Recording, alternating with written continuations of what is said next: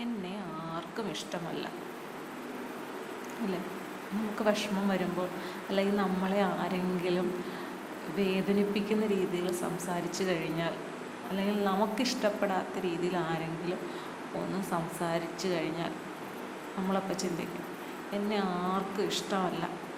കണ്ടോ, എന്നെ ഇഷ്ടമില്ലാത്തതുകൊണ്ട് എന്നോട് അങ്ങനെ പറഞ്ഞത്, അല്ലെങ്കിൽ എന്നോട് അങ്ങനെ ചെയ്തത്. ഞാനും ഇങ്ങനെയായിരുന്നു ചിന്തിച്ചിരുന്നത്. നമ്മൾ ചിന്തിക്കുക, ഒന്നുകിൽ നമ്മളോടുള്ള സ്നേഹം കൊണ്ട്, അല്ലെങ്കിൽ നമ്മളോടുള്ള ദേഷ്യം കൊണ്ട്. ഈ രണ്ട് കാര്യങ്ങൾ, വെറുപ്പ് എന്നൊക്കെ പറയാം, പക്ഷെ അതിലൊന്നും കാര്യമില്ല. ഒന്നുകിൽ നമ്മളോടുള്ള ഇഷ്ടം കൊണ്ട്, അല്ലെങ്കിൽ നമ്മളോടുള്ള ഇഷ്ടമില്ലായ്മ കൊണ്ട് എന്ന് വിചാരിക്കുക.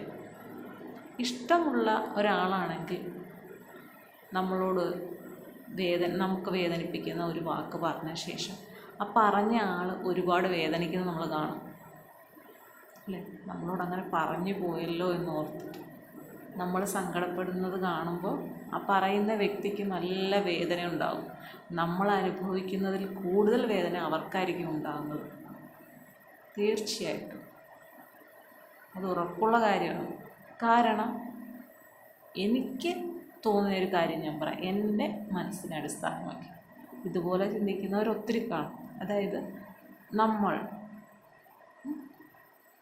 മറ്റൊരാളെ എപ്പോഴെങ്കിലും ശകാരിച്ചിട്ടുണ്ടോ, അല്ലെങ്കിൽ വഴക്ക് പറഞ്ഞിട്ടുണ്ടോ, ദേഷ്യപ്പെട്ടിട്ടുണ്ടോ? അങ്ങനെ ചെയ്ത് കഴിയുമ്പോൾ നമുക്ക് തോന്നാറില്ലേ, വേണ്ടായിരുന്നു, വിഷമമായി കാണും, ഇത്രയും വേണ്ടായിരുന്നു എന്ന് ചിന്തിച്ചിട്ടില്ലേ?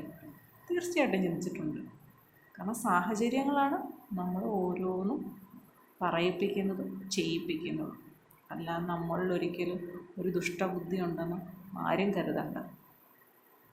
ബുദ്ധി നമ്മൾ എന്നാണ് പറയുമ്പോൾ എന്നിൽ ഇല്ല എന്ന് നമ്മൾ വിചാരിക്കണം.